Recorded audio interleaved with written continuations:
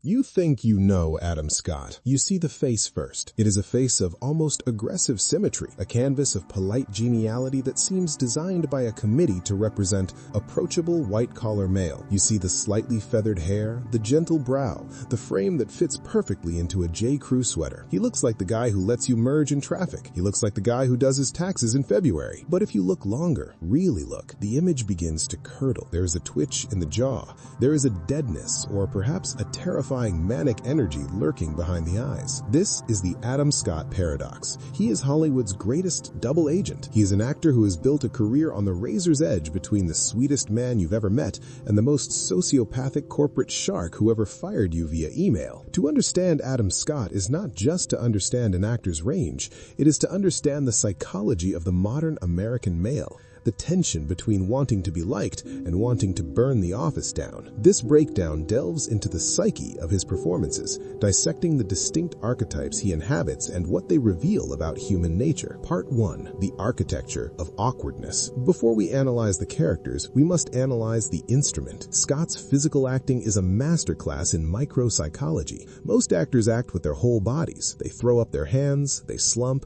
they stride. Scott acts with the millimeter of skin around his eyelids. Consider the Ben Wyatt stare from Parks and Recreation. When his character is confronted with the absurdity of local government, Scott doesn't scream. He freezes. His eyes widen just a fraction, and his mouth forms a tight, straight line. It is the psychological state of contained hysteria. It resonates with us because it mimics the way we actually behave in social settings. We don't flip tables when our boss says something stupid. We make the Adam Scott face. Contrast this with his role as Derek in Step Brothers. The face is the same, but the psychology has inverted. The smile doesn't reach the eyes. Instead, the eyes are predatory. He uses his small stature and handsome features not to disarm, but to belittle. He leans in. He invades personal space. He uses silence not as a pause for thought, but as a weapon of dominance. The psychology here is weaponized normalcy. Scott understands that true menace doesn't look like a monster. It looks like the guy from Human Resources who smiles while denying your benefits claim. Part 2. The Ben Wyatt Complex. The Neurotic hero. To the general public, Adam Scott is Ben Wyatt. This character represents a very specific psychological archetype, the competent neurotic. In the landscape of sitcoms, the male lead is often a buffoon, Homer Simpson, or cynic, Seinfeld. Ben Wyatt is neither. He is hyper-competent, intelligent,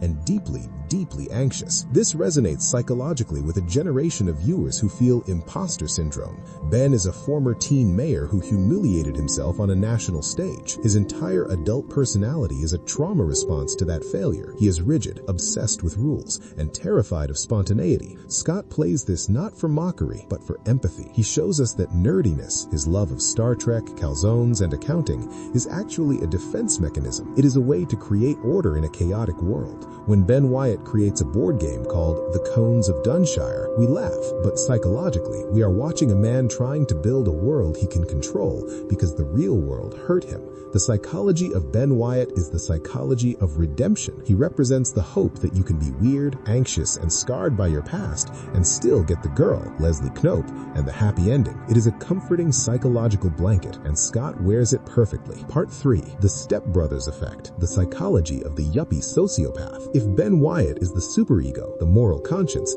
then Derek from Step Brothers and his spiritual successors in The Secret Life of Walter Milty and The Good Place is the id. Why is Adam Scott so good at playing jerks? It's because he plays them with zero vanity. Most actors, when playing a villain, try to be cool bad. They want to be the Joker. Adam Scott plays banal bad. He plays the pettiness of evil. In Step Brothers, Derek is successful, wealthy, and attractive. Psychologically, he represents the narcissistic personality. He sings Sweet Child of Mine in the car with his family not to bond, but to perform. He demands perfection. When he looks at Will Ferrell's character, the disgust is palpable. Scott taps into a very specific, recognizable fear, the fear of the alpha male who isn't physically imposing, but dominates through status and psychological warfare. He uses vocabulary, income, and passive-aggressive teasing to destroy his victims. In The Good Place, playing the demon Trevor, he elevates this. He proves that the ultimate evil isn't fire and brimstone, it's bureaucratic annoyance. It's a guy engaging you in a conversation you can't escape. Scott understands that the most effective way to torture a human soul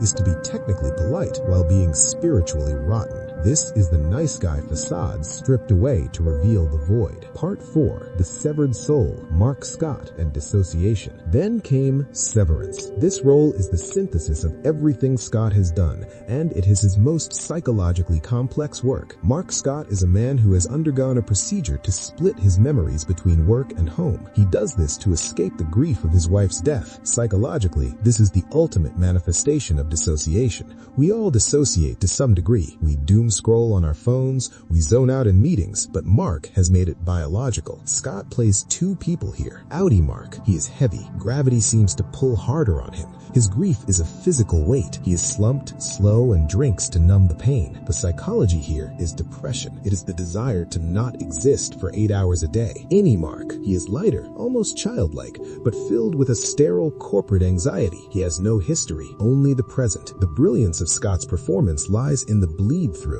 As the series progresses, the wall between the two psychologies crumbles. We watch a man trying to integrate his trauma rather than hide from it. In Severance, Scott uses his everyman face as a mask of tragedy. The polite smile becomes a grimace of endurance. The office drone persona becomes a prison. He taps into the existential dread of modern capitalism, the feeling that we are selling not just our time, but our actual conscious experience for a paycheck. Part 5, The Podcast Persona, the meta-commentary. To fully understand the Adam Scott psychology, one must look at his real persona, specifically on his podcasts with Scott Aukerman, You Talkin' You2 to Me, and Are You Talkin' REM Re Me. Here, free from a script, another layer is revealed. He is incredibly dry. He is incredibly ironic. He is skeptical of sincerity, yet desperately loves the things he loves. Music, film. This irony poisoning is a defining trait of his generation, Gen X. It is the psychological stance of caring deeply, but being terrified of being caught caring. He deconstructs fame while participating in it. He mocks the industry while being a master of it. This meta-awareness bleeds into his acting. Even when he is sincere, there is a tiny twinkle in the eye that says, I know this is a movie. It doesn't break the fourth wall. It just leans against it.